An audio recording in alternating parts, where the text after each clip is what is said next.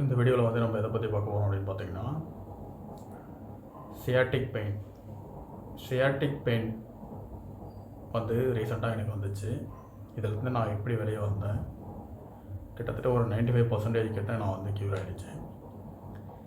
இதன் முக்கியமான காரணம் எதனால் இது சியாட்டிக் பெயின் வருது அப்படின்னு பார்த்தீங்கன்னா, ரொம்ப நேரம் உட்காந்துருக்கிறது, ரொம்ப நேரம் வந்து சரியான பொசிஷனில் நம்ம உட்காந்து இல்லாமல் குனிஞ்சிட்டே உட்காந்துருக்கும்போது L4, L5, S1 இந்த இடத்துல வந்து ஒரு ஸ்ட்ரெயின் ஏற்படுறதுனால இந்த பெயின் வரதுக்கான வாய்ப்பு இருக்குது.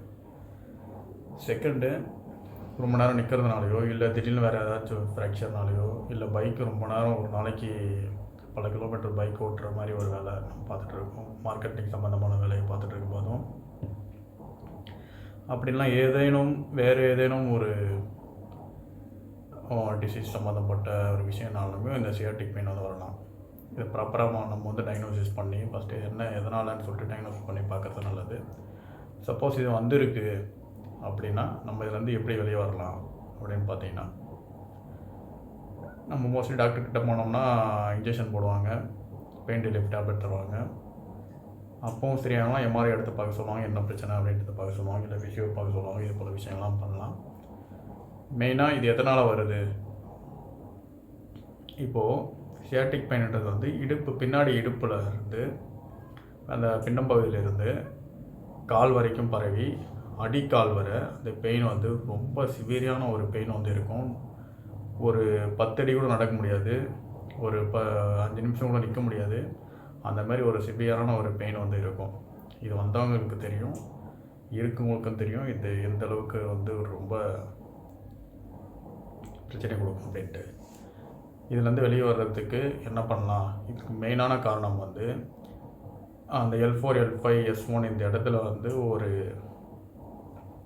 அதிகப்படியான சிரமம் அந்த இடத்துல ஏற்படுறதுனால, அதிகப்படியான ஸ்ட்ரெஸ் அந்த இடத்துல ஏற்படுறதுனால அங்கே ஒரு வீக்கம் ஏற்படும். வீக்கம் ஏற்படுறதுனால அந்த டிஸ்க்கு பல்ஜ் ஆகி அது கொஞ்சம் அந்த இடத்த விட்டு வெளியே வந்து அந்த சைடில் வந்துட்டு இருக்க சியாட்டிக் நர்வு வந்து அது போய் டச் பண்ணுறதுனால அங்கே ஏற்பட்டுகின்ற இரிட்டேஷன் அந்த நரம்பு வந்து முழு காலுக்கும் பரவுறதுனால முழு கால்லையும் வலி இருக்குது. இப்போ இதை சரி பண்ணோன்னா இதோட ரூட் காஸ் என்னது, அந்த இடத்துல இன்ஃப்ளமேஷன் ஆகி அதோட இடத்துல வந்து அது நவுந்து வந்திருக்கு. அப்போது அது பல்ஜ் ஆகிருக்கு. அப்போ அந்த நம்ம இன்ஃப்ளமேஷனை நம்ம சரி பண்ணணும். அப்போது மெயினாக நம்ம பண்ண வேண்டியது உணவில் வந்து இதை கண்ட்ரோல் பண்ணலாம். கிட்டத்தட்ட 60% வந்து இதை உணவுலேயே நம்ம அடித்து தூக்கலாம், ஒன்றும் பிரச்சனை கிடையாது. ஆன்டி இன்ஃப்ளமேட்டரி உணவு அதை மட்டும் நம்ம டெய்லி சாப்பிட்டாலே போதும். ரெண்டாவது, தேவையில்லாத உணவுகளை நம்ம ஸ்டாப் பண்ணாலே போதும். இப்போ ஆன்டி இன்ஃப்ளமேட்டரி உணவுனா நம்ம காய்கறிகள், ஃப்ரூட்ஸு இதெல்லாம் சாப்பிட்லாம். இன்ஃப்ளமேட்டரி உணவுகள் அப்படின்னு பார்த்தோம்னா நம்ம சாப்பிட்ற இந்த போண்டா பஜ்ஜி, சாண்ட்விட்ஜு, பப்ஸு இந்த மாதிரி நம்ம இதை நீங்கள் வாட்ச் பண்ணாலே தெரியும். ஒரு 3 மாதத்துக்கு முன்னாடி நீங்கள் எப்படிலாம் சாப்பிட்ருக்கீங்க, என்னெல்லாம் சாப்பிட்ருக்கீங்க அப்படின்றத நீங்கள் கொஞ்சம் ஃபாலோ பண்ணி பார்த்தாலே தெரியும் நம்ம எப்படி சாப்பிட்ருக்கோம், எதனால் இது வந்திருக்குன்றத நமக்கு நல்லா கண்டுபிடிக்க முடியும். அப்போ உணவை வந்து நம்ம முதல்ல கண்ட்ரோல் பண்ணணும், நல்ல உணவாக சாப்பிட்ணும். அப்போது இந்த நல்ல உணவை நம்ம சாப்பிட்டே இருக்கும் போது அந்த இடத்துல இப்போது ஒரு இடத்துல ஸ்ட்ரெஸ் ஆகுது, ஒரு இடத்துல அடிபட்டுருக்குன்னா அந்த இடத்துக்கு வந்து ரத்த ஓட்டம் போய் அதை சரி பண்ணணும். அப்போது இந்த இடத்துல ஒரு இன்ஃப்ளமேஷன் ஆகிருக்குன்னா அந்த இடத்துக்கு வந்து ப்ராப்பராக ரத்த ஓட்டம் போகணும். அப்போது ரத்த ஓட்டம் கம்மியாக இருந்து ரத்த ஓட்டம் போனால் தானே அந்த இடத்துக்கு வந்து நமக்கு வந்து நியூட்ரியன்ஸ் கிடைக்கும். ரத்த ஓட்டமே போகல, அப்போ ரத்த ஓட்டம் முதல்ல போகணும். ரத்த ஓட்டம் செல்லக்கூடிய இடத்திற்கு நல்ல நியூட்ரியன்ஸ் அந்த இடத்துல போகும்போது அந்த இன்ஃப்ளமேஷன் வந்து சரியாகும். அந்த இன்ஃப்ளமேஷன் சரியாச்சுன்னா அந்த பல்ஜாக இருக்கிறது சரியாகும். பல்ஜாக இருக்கிறது சரியாச்சுன்னா அந்த நரம்பு போய் எதுவும் போய் டச் பண்ண போகிறதில்ல. ஸோ பெயின் வந்து கம்மியாயிடும். கிட்டத்தட்ட இதை நான் ஃபாலோ பண்ணி எனக்கு வந்து கிட்டத்தட்ட 95% சரியாயிடுச்சு. நீங்களும் இதை ஃபாலோ பண்ணி சரியாயிடும். இதை பற்றி பயப்பட வேண்டியதோ கஷ்டப்பட வேண்டியதோ சர்ஜரி வரைக்கும் போகணுமோ இன்னும் எதுவும் பயப்படுத்தலாம். முதல்ல பயப்படாதீங்க. இத்தனை நாள் வரைக்கும் நீங்கள் எப்படி சாப்பிட்டீங்க அதை முதல்ல திங்க் பண்ணி பாருங்கள், அதை சேஞ்ச் பண்ணுங்கள். சரி, இப்போ உணவுக்கு என்ன உணவுலாம் சாப்பிட்லாம், வீடியோ கொஞ்சம் லென்த்தாக தான் போவோம். நம்ம உடல் சரியாகணும்னா எதையாச்சும் கேட்கணும். என்னெல்லாம் சாப்பிட்லாம், கீரைகள் சாப்பிட்லாம். நைட்டில் கீரை சாப்பிட்லாம்னா கீரைகள் சாப்பிடுங்க, காய்கறிகள் அதிகமாக சாப்பிடுங்க. இப்போ சாப்பாடு ஒரு பிடி சாப்பிட்றீங்கன்னா 3 பிடி காய்கறிகள் சாப்பிடுங்க. காய்கறிகள், கீரைகள், அப்புறம் வந்து இந்த ஒரு ஒயிட் ரைஸ் சம்மந்தப்பட்ட விஷயங்களை வந்து கொஞ்சம் கம்மி பண்ணிக்கிங்க. அதுக்கடுத்து ஃப்ரூட்ஸ் சாப்பிடுங்க. அத்திப்பழம் சாப்பிடுங்க, மாதுளம்பழம் சாப்பிடுங்க, கொய்யாப்பழம் சாப்பிடுங்க, அவகோடா சாப்பிடுங்க, பிளாக்பெர்ரி, ப்ளூபெர்ரி இதெல்லாம் சாப்பிடுங்க. அதுக்கடுத்து இந்த ஏபிசி ஜூஸ் வந்து யூடியூப்பில் இருக்கும், அது எந்த ரேஷியோவில் பண்ணி சாப்பிட்ணுன்னு சொல்லிட்டு. அப்படின்னா ஏபிசி ஜூஸும் நீங்கள் வந்து ரெடி பண்ணி சாப்பிட்டாலே போதும். அது ஒரு நாளோ இல்லை ஒரு நாள் விட்டு ஒரு நாளோ இந்த ஏபிசி ஜூஸ் சாப்பிட்டிங்கன்னா ஹீமோக்ளோபின் இன்க்ரீஸ் ஆகும். ஹீமோக்ளோபின் இன்க்ரீஸ் ஆகும்போது பிளட் சர்க்குலேஷன் நல்லாயிருக்கும். பிளட் சர்க்குலேஷன் நல்லா இருக்கும்போது நியூட்ரியன்ஸ் அங்கே போய் அதோட வேலையை செய்யும். அப்படி செய்யும்போது இன்ஃப்ளமேஷன் கம்மியாச்சுன்னா சியாட்டிக் நர்வை அது ஹர்ட் பண்ணுறது ரெடியூஸ் பண்ணும். ஓகேங்களா?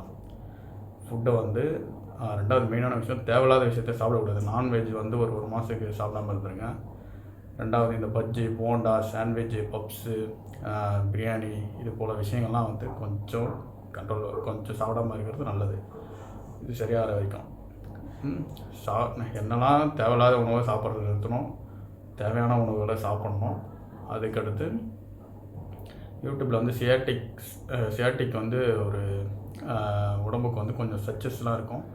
ரொம்ப மினிமலாக பண்ணுங்கள், டெய்லி பண்ணுங்கள். காலையில் ஈவினிங் கொஞ்சம் அந்த சச்சஸ்லாம் இருக்கும். அந்த சச்சஸ் யூடியூப்பில் பார்த்து பண்ணுங்கள். ஈலர் பாஸ்கர் சார் வந்து சியாட்டிக் பெயினுக்கு ஒரு வீடியோ ஒன்று போட்டிருப்பார். நின்றுக்கிட்டு இடுப்பில் கை வச்சுக்கிட்டு காலை மட்டும் ஷேக் பண்ணணும், இப்படியும் ஷேக் பண்ணணும். அந்த வீடியோ யூஸ்ஃபுல்லாக இருக்கும். அதுவும் நான் பண்ணேன். அது நல்ல ஒரு ரிசல்ட் கொடுக்கும். பெயினை வந்து உடனே கம்மி பண்ணணும். அதை காலையும் ஈவினிங் பண்ணுங்கள். நல்ல உணவாக சாப்பிடுங்க. அதுக்கடுத்து தேவையில்லாத உணவை சாப்பிடாதீங்க. ஸ்ட்ரெச்சஸ் பண்ணுங்கள். மனசு அமைதியாக வச்சுக்கோங்க. அதுக்கப்புறம் வந்து இந்த மெயினாக வந்து கண்டாமினேட் ஆன பிளட்டு வந்து ரொம்ப கண்டாமினேட் ஆகிருக்கலாம். இம்ப்யூரான பிளட் இருக்கலாம். தேவையில்லாத இதெல்லாம் பிளட்டில் சர்க்குலேட் ஆகிருக்கலாம். இதெல்லாம் வந்து சரி பண்ணணும். பிளட்டை வந்து சரி பண்ணணும். முடிஞ்சால் வந்து பேதிக்கு சாப்பிடுங்க. ஏதாச்சும் ஒரு நாள் பேதிக்கு சாப்பிடுங்க. அதுக்கப்புறம் வந்து வெறும் வயிற்றில் வந்து ஒரு 2-3 நாளைக்கு வந்து அருக்கம்புல் ஜூஸோ, அப்படி அருக்கம்புல் ஜூஸ் போட முடியலன்னா நாட்டு மருந்து கடையில் வந்து அருக்கம்புல் பொடி கிடைக்கும். அதை ஒரு ஹாட் வாட்டரில் ஒரு 1/2 ஸ்பூன் மட்டும் வெறும் வயிற்றில் சாப்பிடுங்க. ஒரு 4 நாளைக்கு இதை வந்து ஃபாலோ பண்ணுங்கள். பிளட் வந்து ப்யூரிஃபை பண்ணணும். ஆன்டி இன்ஃப்ளமேட்டரி ஃபுட்டாக சாப்பிட்ணும். அதுக்கு அது மினிமலாக சஜஸ்ட் பண்ணணும். இது ஒரு வாரம் ஃபாலோ பண்ணுங்கள். பெயின் கண்டிப்பாக குறைஞ்சிரும். அதே பெயின் நல்லா குறைஞ்சதுக்கப்புறம் கொஞ்சம் நல்லா ஆக்டிவிட்டி கொடுங்க. ஃபஸ்ட்டு நம்ம இந்த பெயின் வந்ததுக்கப்புறம் நம்மள ஆக்டிவிட்டி குறைஞ்சிட்ருக்கோம். ஆக்டிவிட்டி குறைய என்ன ஆகுனா அது இன்ஃப்ளமேஷன் அந்த இடத்துல சர்க்குலேஷன் போயிருக்காது. இன்ஃப்ளமேஷன் இன்னும் இன்க்ரீஸ் ஆகிருக்கும். ரொம்ப ஹர்ட்டிங் அதிகமாக இருக்கும். அப்போது அதை செய்ய அதுக்கப்புறம் நல்லா ஆக்டிவாக இருக்க ஆரம்பிச்சிங்கன்னா அது கம்ப்ளீட்டாக அதில் வந்து வெளியே வந்துடலாம். ரெண்டாவது வந்து இது வந்து நம்ம வந்து பயப்படக்கூடிய ஒரு விஷயம் கிடையாது. நம்மளுடைய மனம், உடல், உணவு எல்லாம் சாப்பிடுங்க. முடிஞ்சால் வந்து ஒயிட் ரைஸை வந்து கம்மி பண்ணிக்கிங்க. ஒரு வாரம் 2 வாரத்துக்கு வந்து சீரக சம்பா ரைஸ், மாப்பிள்ளை சம்பா ரைஸ், அப்புறம் வந்து கருப்பு கவுனி, குதிரைவாளி இது போல் ரைஸை வந்து எடுத்துக்கோங்க. இதெல்லாம் வந்து நல்ல நியூட்ரியன்ஸான உணவுகள். இந்த வெஜிடபிள் சூப்ஸ் இருக்கும். அந்த வெஜிடபிள் சூப் பண்ணி ஒரு காலை மாலை 2 வேளையும் வந்து வெஜிடபிள் சூப் சாப்பிடுங்க.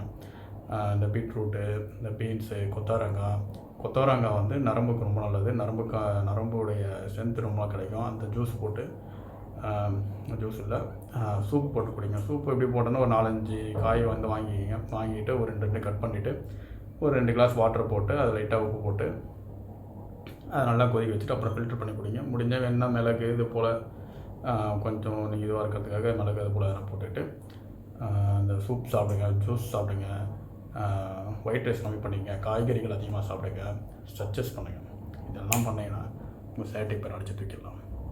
இது வந்து நான் பண்ணது, நான் எப்படி இதிலேருந்து வெளில வந்தேன், எப்படி நான் இதை சரி பண்ணேன்ன்றது தான் நான் உங்களுக்கு சொல்லியிருக்கேன். இதை ஃபாலோ பண்ணுங்கள்.